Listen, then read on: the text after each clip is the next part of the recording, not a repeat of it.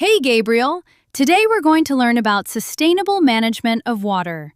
Water is something we use every single day for drinking, cooking, bathing, cleaning, and many other activities.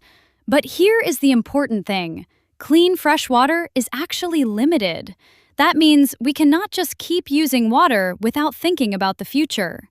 Countries need to manage water carefully so that there will always be enough water for everyone, both now and in the future. So in this topic, we are going to learn what water pollution is, why water pollution is a problem, how countries manage water, and how Singapore makes sure we have enough water. Part 2. What is water pollution? Let's start with water pollution. Water pollution happens when harmful substances enter water, such as rivers, lakes, or seas. Water pollution means the water becomes contaminated, which makes it unsafe or unsuitable for use. For example, polluted water may not be safe for drinking, cooking, cleaning. When harmful substances enter water, the quality of water becomes worse. This also means the amount of clean water available becomes less. If we have less clean water, it may lead to a water shortage. Water pollution also harms animals and plants that live in water. For example, chemicals such as pesticides or heavy metals can poison fish and other aquatic animals. Part 3. Causes of water pollution. Now let's talk about how humans cause water pollution. Some common examples include littering rubbish into rivers or seas, oil spills from ships, fertilizers from farms being washed into rivers, improper disposal of waste. All these actions introduce harmful substances into water bodies. When this happens, the water becomes polluted and unsafe. Part 4. Impacts of water pollution. Water pollution can affect both people and the environment. One example is Minamata disease in Japan. In Minamata, a factory dumped mercury into the sea. Fish absorbed the mercury. When people ate the fish, the mercury entered their bodies. This caused mercury poisoning and made many people seriously ill.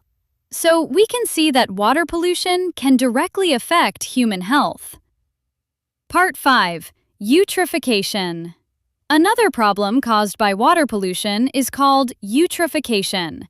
Eutrophication happens when fertilizers or chemicals enter lakes or rivers. These chemicals cause algae to grow very quickly. This is called an algae bloom. When algae cover the surface of the water, sunlight cannot reach the plants underwater. The amount of oxygen in the water also decreases. As a result, aquatic plants and animals may die because they cannot get enough oxygen or sunlight. So, eutrophication harms ecosystems. Part 6. Why water management is important. Because clean water is limited, countries must manage water carefully. We call this sustainable water management. Sustainable means using something carefully so that it will still be available in the future.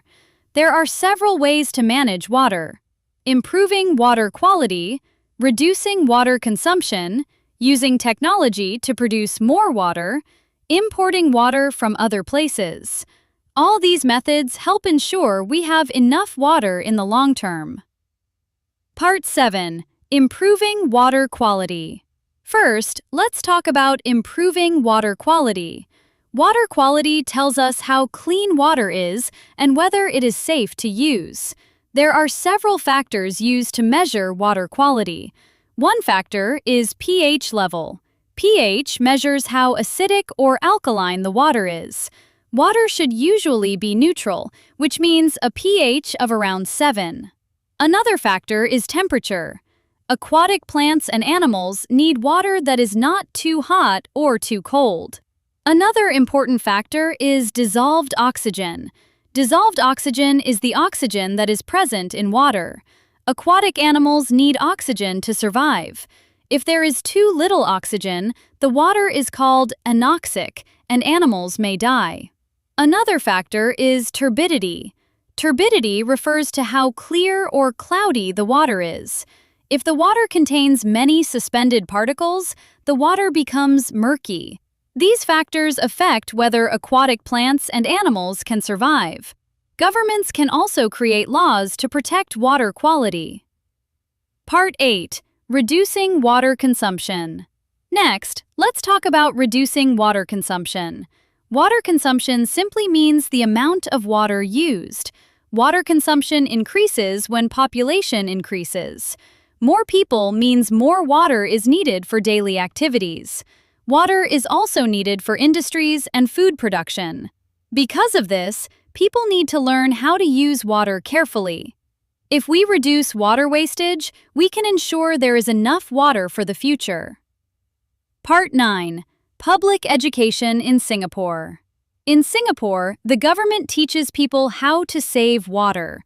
One example is the Water Efficiency Labeling Scheme, also called WELS.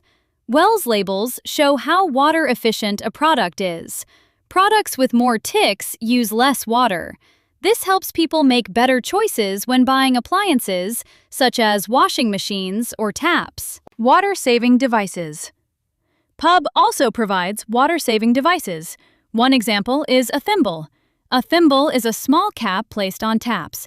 It slows down the flow of water. This helps reduce water wastage at home. Small actions like these can help save a lot of water. Part 11. Advantages and disadvantages of public education. Public education helps people understand why water is important. It encourages people to change their behavior. However, changing behavior takes time. Some people may not want to change their habits, so public education may not always work immediately. Part 12. Improving water technology. Singapore also uses technology to increase water supply. Singapore aims to become self-sufficient in water. Self-sufficient means we do not depend too much on other countries. Singapore has something called the 4 national taps. These are 4 different sources of water. They help ensure Singapore has a stable water supply. Part 13. Tap 1. Local catchment water. The first tap is local catchment water. This comes from rainfall. Rainwater is collected from rivers, canals, drains, and reservoirs. Surface catchment refers to the area where rain falls and is collected. Water is stored in reservoirs so it can be used later. Reservoirs may be created by building dams. The advantage of local catchment water is that Singapore receives a lot of rainfall. Catchment areas can also be used as recreational spaces. However, reservoirs take up land that could be used for housing or buildings. Also, when rainfall is low, less water is collected. Part 14. Tap 2. New water. The second tap is new water. New water is recycled water.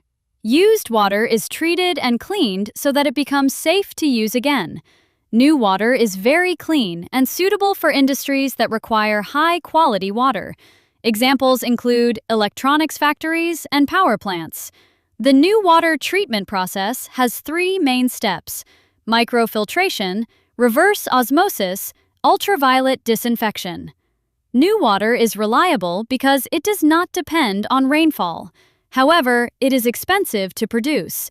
Some people may also feel uncomfortable using recycled water. Part 15. Tap 3. Desalinated water. The third tap is desalinated water. Desalination means removing salt from seawater. Seawater is treated using technology such as reverse osmosis. This produces clean water for use. Desalinated water is useful because Singapore is surrounded by seawater. It does not depend on rainfall. However, desalination is expensive and uses a lot of energy. The process may also produce chemical waste. Part 16. Tap 4. Imported water. The fourth tap is imported water. Singapore imports water from Johor in Malaysia. Pipelines transport water from Johor to Singapore. Singapore has a water agreement with Malaysia until the year 2061. Imported water is helpful, but it is not a long-term solution. Singapore must strengthen the other 3 taps. This helps Singapore become more self-reliant. Part 17. Summary. To summarize, water is a limited resource. Water pollution reduces the amount of clean water available. Countries must manage water carefully. Singapore uses 4 national taps: local catchment water, new water, desalinated water, imported water. By using different strategies, Singapore can ensure there is enough water for the future. That is why sustainable management of water is important.